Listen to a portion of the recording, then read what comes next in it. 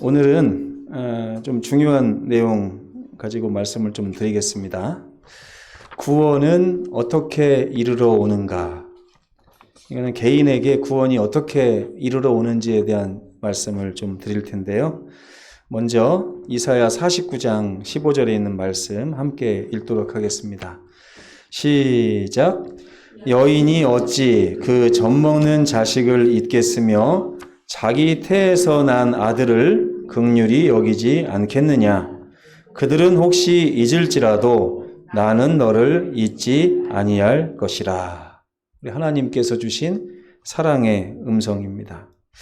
오늘 제가 드리려고 하는 말씀은 이 회개에 대한 말씀과 좀 상통한 부분이 있습니다. 우리가 믿음으로 얻는 구원에 있어서 우리 주님을 향해서 회개해야 되는 문제가 항상 있죠.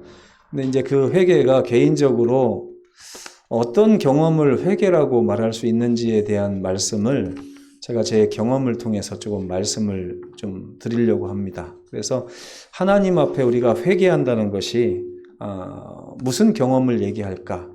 내 삶에서 그런 경험이 있는가? 아니면 앞으로 그런 경험을 해야 되지 않겠나 하는 그런 마음을 갖도록 이 말씀이 준비되었습니다.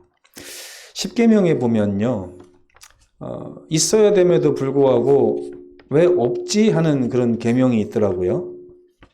그게 뭐냐면 내 자녀를 사랑하라 하는 말이 없어요. 십계명에. 어제가 어린이날이었는데 왜 하나님께서는 부모를 공경하라는 말은 십계명에다가 딱 명시를 해놓으셨는데 자녀를 사랑하라는 말은 계명에 없을까? 이 생각이 아주 오랫동안 제 마음에 좀 이렇게 떠올랐었어요. 가만히 제가 결혼을 하고 보니까 하나님의 마음이 좀 이해가 되더라고요. 이 사람이 타락하고 범죄해서 죄인이 됐음에도 불구하고 예수께서 뭐라고 말씀하셨냐면 너희가 악할지라도 자식에게 뭐를 줄 줄은 안다고요? 좋은 것을 줄 줄은 안다. 그러니까 죄인들도 뭐는 할 수 있다는 거예요. 적어도 자녀를 사랑하는 것은 할 수 있다는 거예요. 굳이 하나님께서 십계명에다가 자녀를 사랑하라고 하는 계명은 두지 않으신 것 같습니다. 근데 만약에 십계명이 11계명으로 변하면 그 중에 하나가 저는 자녀를 사랑하라고 하는 계명이 될 거라고 생각을 하는데 굳이 그렇게 명시하지 않아도 오늘날 이 죄악 세상에서 보면 많은 사람들이 시키지 않아도 자녀 사랑은 아주 남한테 지지 않으려고 열심히 하고 계신 것 같습니다. 예. 저희도 저희 아이들 밑으로 다 털어놓고 살고 있습니다. 지금도. 예. 여기 보니까 여러분들도 다 털어놓고 살고 있는 것 같고요. 이거는 그냥 저절로 하나님의 형상이 남아 있어서 그렇게 되는 것 같아요. 그러니까 하나님께서 말씀하신 거예요. 여인이 어찌 그 젖먹는 자식을 잊을 수 있겠느냐. 잊을 수 없어요. 요즘에 한두 명씩 그런 사람들이 있습니다. 그러나 저희 부모님이나 우리 성도들을 보거나 다 봐도 자녀를 잊는 부모는 거의 없습니다. 하나님께서 그걸 보시면서 그 부모가 혹시 잊을지라도 나는 너희를 잊지 아니할 것이다 라고 말씀하시면서 하나님의 그 사랑이 도대체 어떤 사랑인지를 우리에게 말씀을 해 주셨습니다. 김인육이라고 하는 시인이 있습니다. 김인육. 인육이 뭡니까? 네, 사람 곡이죠. 이 사람이 자기 시인이 되면서 자기 이제 이름을 시인의 이름이죠. 인육이라고 쳤어요. 인육. 본명인지 그건 잘 모르겠습니다. 근데 인육이에요. 사람의 살을 갉아먹고 사는 사람이 나다 이런 뜻인 것 같은데 어제 저녁에 저희 집사람이 여보 어버이날이니까 어버이날 설교를 좀 준비해 주면 좋겠어 이렇게 하면서 협박을 하더라고요. 근데 제가 이제 와서 무슨 어버이날 설교를 준비하냐 이렇게 하면서 그냥 나름대로 준비를 했는데 또 어버이날 설교가 됐습니다. 이 김인육 시인이 자기의 경험담을 시를 썼는데 제목이 뭐냐면 후레자식이에요. 우리 김희진 집사님 이럴 땐 좀 반주가 있어야 될 것 같죠? 약간 운을 좀 띄워주시면 제가 이 후레자식을 좀 읽어보겠습니다. 굉장히 감동적인 시입니다.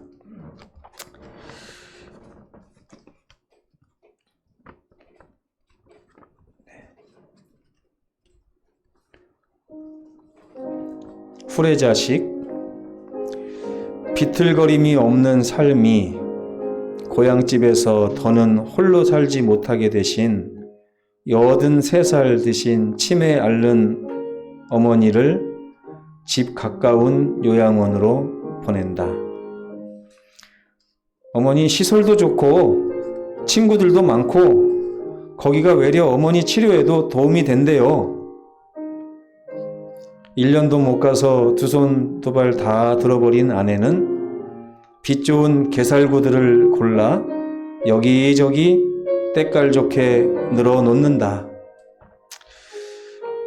사실은 늙은이 냄새, 오줌 찌린내가 역겨워 그런 것이고 외며느리 병수발이 넌덜머리가 나기 때문이면서 그런 것인데 나는 버럭 아내에게 고함을 질러보긴 하였지만 나 역시 별수가 없더라.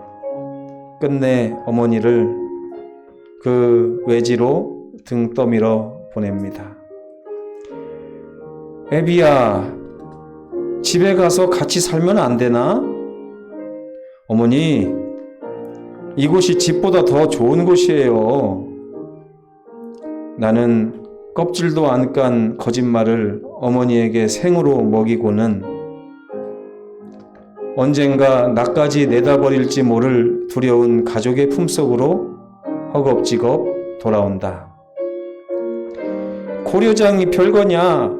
제 자식 지척에 두고 늙고 병든 것끼리 쓸리어 못 죽고 사는 내 신세가 고려장이지. 어머니의 맑은 정신 몇 가닥 말씀에 가슴이 찔려 나는 병든 개처럼 휘청거리며 21세기 막된 고려인의 집으로 돌아옵니다. 에이, 천하의 몹쓸 후레자식이 되어 퇴퇴 대먹지 못한 개살구가 되어. 네, 이 시인이 감사합니다. 부모님을 요양원에 이렇게 보내면서 돌아오는 그 감정을 이렇게 썼는데 여러분 어때요? 가슴이 좀 아리십니까? 이게 사람이 다 그런 것 같아요. 이 죄인들은요, 자기 자신을 사랑하는 질병에 걸린 존재들이 바로 죄인들입니다. 그러니까 죄인들은 자기 자신의 유익을 위해 사랑하는 사람들을 기꺼이 희생시키는 존재들입니다. 마치 이 김인육 시인이 어머니를 그렇게 사랑한다고 하면서도 결국에 내 자신의 삶이 여의치 않다는 핑계로 어머니를 희생시키고 있는 거예요. 아내도 마찬가지죠. 그렇죠?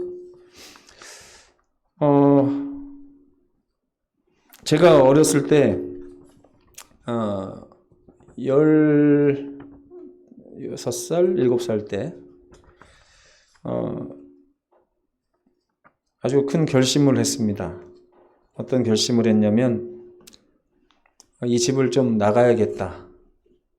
왜냐하면 저희 형이 17살 때부터 지금까지 아파요. 아프면서 그 당시에는 한 달에 아버지 월급이 불과 몇십만 원 안 될 때 약값으로 막 100만 원 넘게 들어가고 점점 좀 불어나더니 나중에는 한 달에 300만 원씩 치료비가 막 들어가는데도 나을 기미가 안 보이고 온 식구들의 그 모든 정신이 형에게 이제 가 있어요.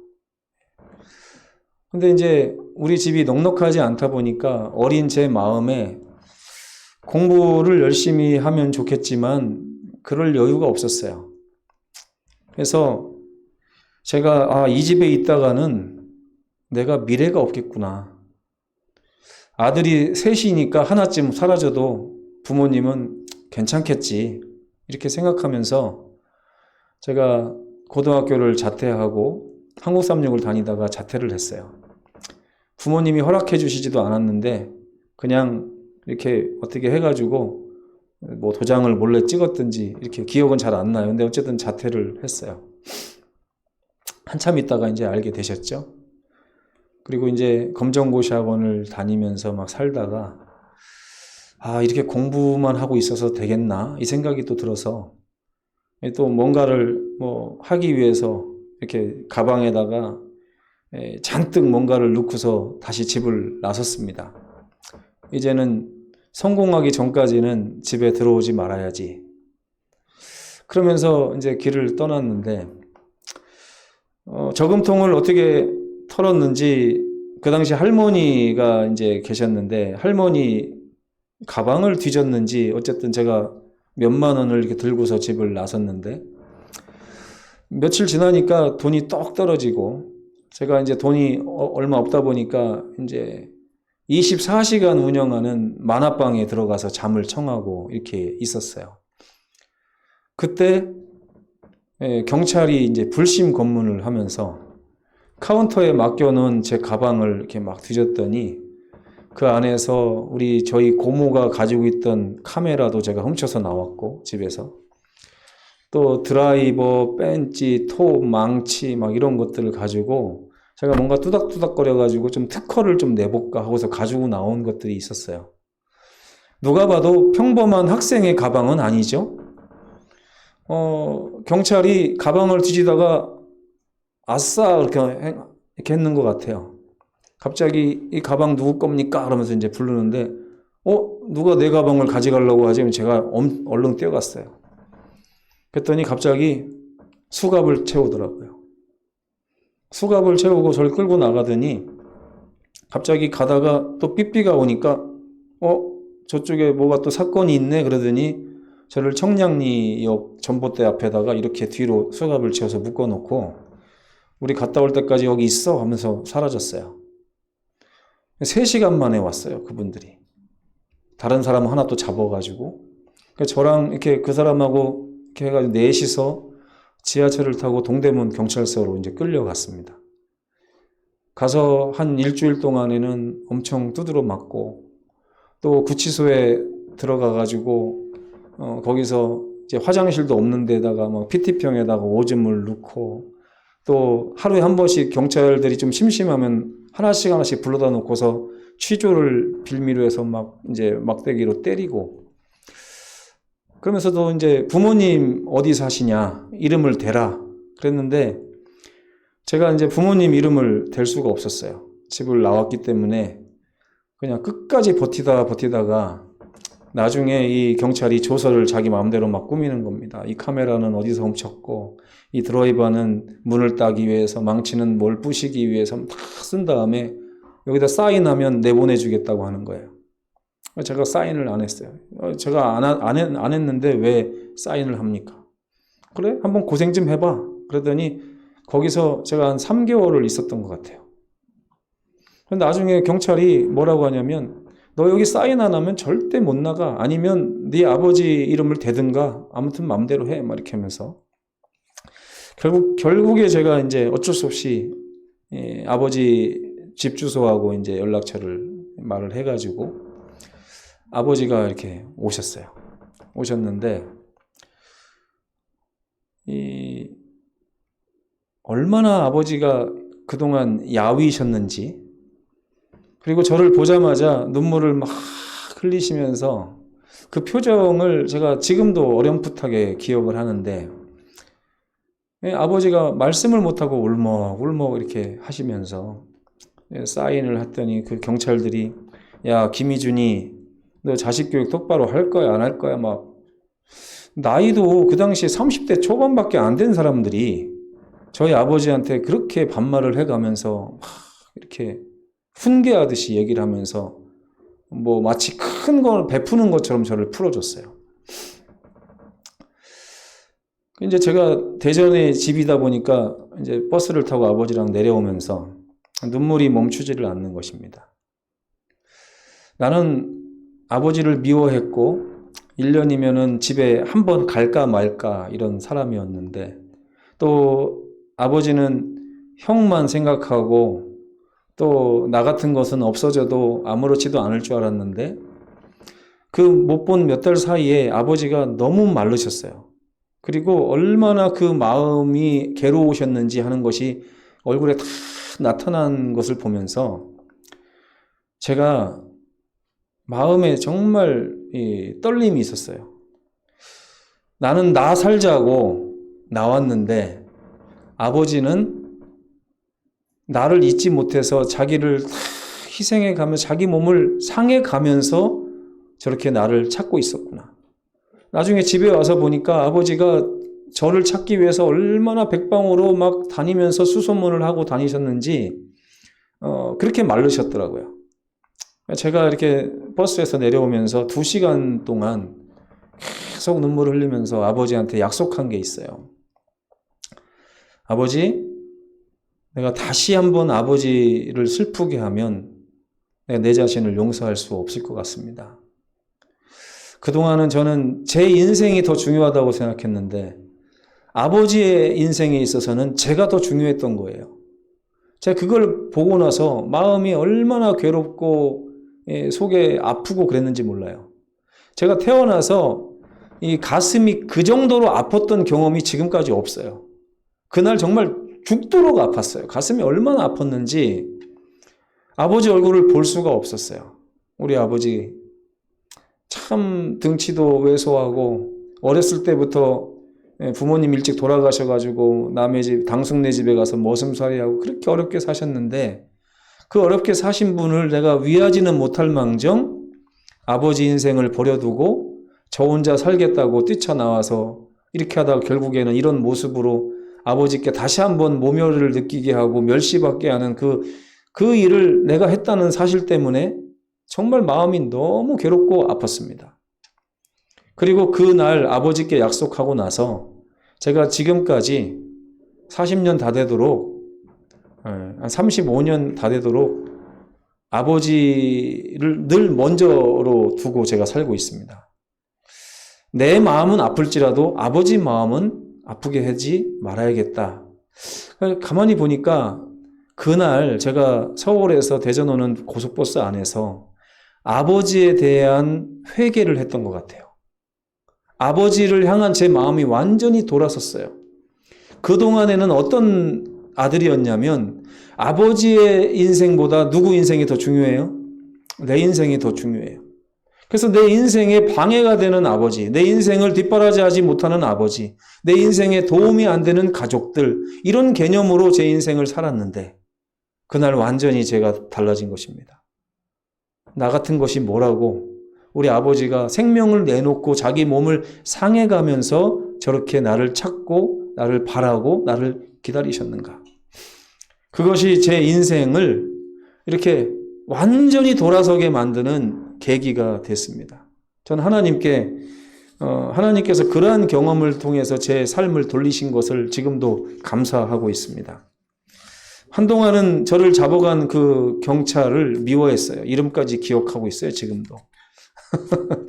근데 이제는 이름은 얘기하지 않으려고 합니다. 왜냐하면 하나님이 그분을 도구로 사용하셨지 않나 이 생각을 하기 때문인데 마치 요셉이 나중에 형들을 만났을 때 했던 말처럼 제 마음에 그런 마음이 있습니다. 근데 제가 이제 먼 눈에는 뭐만 보인다고 그런 경험을 하고 나니까 성경을 읽을 때마다 자꾸 그런 거밖에 안 보여요. 자기 살자고 자기의 정말 사랑하는 존재, 사랑의 대상을 저버리는 많은 그런 인물들이 성경에 기록이 되어 있더라고요. 창세기 3장 6절에 보면 하와가 자기 살자고 자기를 그토록 사랑하시는 하나님을 저버리는 장면이 인류 최초의 범죄였습니다. 가인은 어떻습니까? 가인. 그렇죠? 또 창세기 3장 12절에 보면 범죄하고 난 이후에 아담은 선악과를 왜 먹었냐면 그 무죄했을 때는 아내가 혼자 죽는 것이 너무 안타까워서 나는 같이 죽겠다는 마음으로 먹었거든요. 근데 금방 얼마 되지 않아서 뭐라고 그래요? 자기 살자고 아내를 팔아먹고 있습니다. 그렇죠? 하나님, 저 여자 때문에 내가 먹었습니다. 이 마태복음으로 와보면 가룟 유다가 자기 살자고 예수님을 팔아먹는 장면이 나옵니다. 또 같은 장에 보면 유다뿐만이 아니죠. 우리가 맨날 가룟 유다를 나쁜 놈이라고 욕하지만 사실 예수님한테 더 상처를 줬던 사람은 베드로였어요. 그렇죠? 근데 베드로가 자기 살자고 예수님을 저버리는 장면, 그것도 닭이 3번 울기 전에 저버리는 장면이 나오는 것입니다.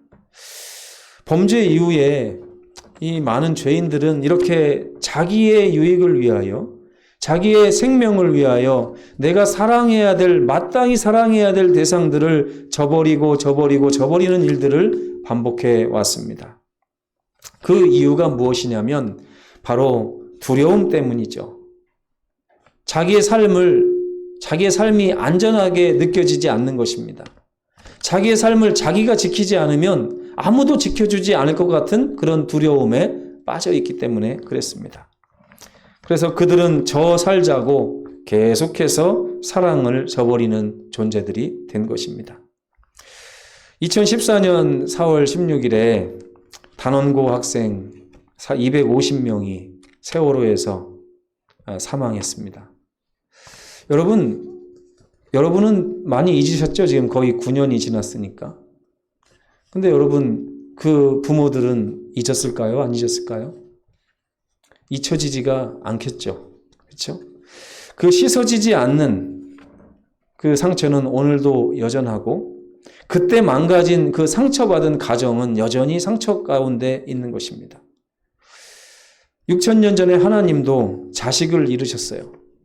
선악을 알게 하는 나무에서 잃어버린 그 자식을 생각할 때마다 하나님의 마음은 한 구석에 씻어지지 않는 아픔이 생겨버렸습니다. 그분은 그 자식을 잃어버린 마음에 그 사랑에 이끌리셔서 요한일서 4장 9절에 보면 자식을 구원하기 위한 행보를 시작하십니다.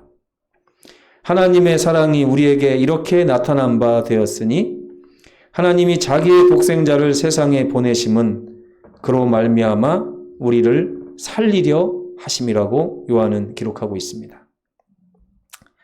2000년 전에 하늘에 불쌍한 우리 하늘 아버지가 그 사랑하시고 애지중지하던 아들을 이 세상에 보내셔서 우리 대신 죽게 하시며 우리를 살리시기 위하여 그 마음의 아픔을 감내하기로 결정하셨습니다.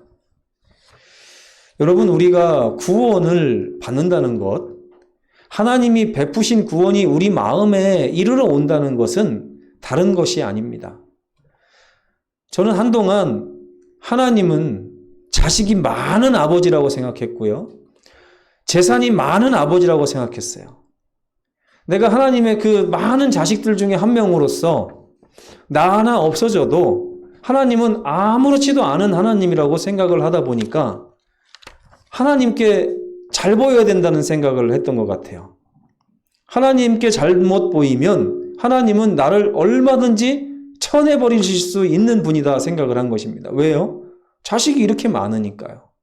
아담 이후로 지금까지 얼마나 많은 사람들이 하나님의 자식으로 살았을까요? 그죠?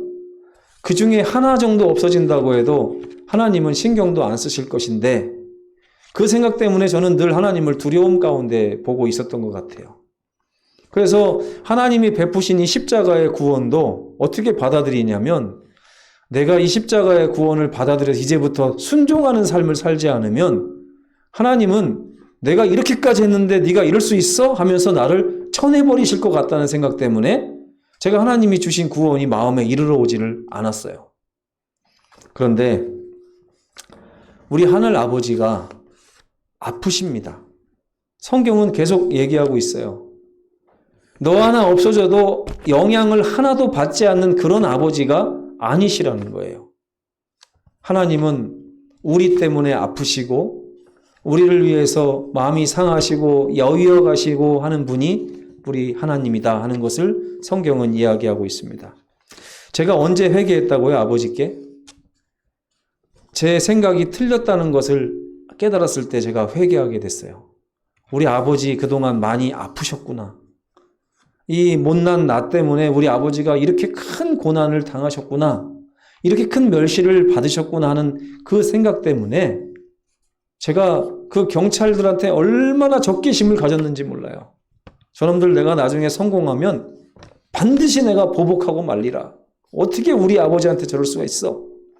이러면서 다 적어가지고 안 잊어버리려고요. 머리가 안 좋기 때문에 잊어버릴까봐 제가 기록해놓고 맨날 쓰면서 1년이면 한 10번씩 쓴 것 같아요. 그 이름을. 근데 제가 오늘날 성경을 보는데 저는 성경에 하나님이 아프신 줄 몰랐거든요. 그런데 십자가를 이렇게 쳐다보는데 하나님이 아프신 거예요. 하나님이 불쌍한 거예요. 하나님이 나 때문에 너무 심하게 고생하시는 모습을 본 거예요. 그런데 나는 그걸 모르고 여전히 하나님과 상관없이 그분의 마음을 찌르면서 살고 있는 제 자신을 발견하게 된 것입니다. 우리 아버지께서는 당신의 그 상한 마음이 잃어버린 자식들의 마음에 전해지기를 지금도 바라고 계십니다. 내가 너희를 얼마나 사랑하는지 아느냐? 내가 너희 때문에 얼마나 마음이 상처가 있는지 아느냐? 너희가 돌아왔으면 좋겠다. 어제 저녁에도 우리가 탕자 이야기를 하면서 그 집 나간 아들은 아버지의 마음을 외면한 채 전혀 다른 가치관을 가지고 살았던 모습을 발견했습니다. 오늘 그 탕자의 모습은 바로 저와 여러분의 모습이 아닐까 생각을 해보는 것입니다. 근데 여러분, 그 아버지께서 우리를 대신하여 목숨을 내어주시는 그 장면에서 이 자식들이 하는 행동이 어땠습니까? 그 철없는 자식들은 멀뚱멀뚱 그 장면을 바라보면서 아무 감정이 없어요. 왜 죽지? 뭐하러 죽지? 뭐하러? 죄가 없는데 죽었으니까 억울하려나? 막 이런 생각들을 하면서 십자가를 바라볼 때 우리에게는 구원이 이르러 오지 않는 거예요. 그 십자가에서 돌아가시는 우리 주님이 내 아버지라는 사실이 마음에 와 닿을 때 우리 마음에 떨림이 생기고 회개가 일어나고 하나님을 향하여 마음의 변화가 생기는 것인데 그 십자가가 나의 것이 아니라고 생각하고 우리가 살고 있기 때문에 말로는 저 십자가 내 거라고 하지만 감정적으로 내 거가 아닌 거예요.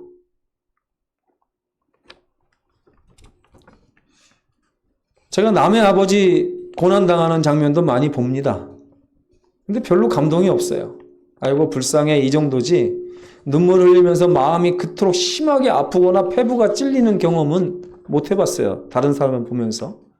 근데 우리 아버지의 모습을 보면서 제 심장이 막 터질 것처럼 2시간 동안 자제가 안 되고 제어가 안 되는 그 경험을 하면서 우리 하나님께서는 십자가를 통해서 내가 저런 경험을 하기를 기다리고 계시구나 하는 것을 깨닫게 됐습니다.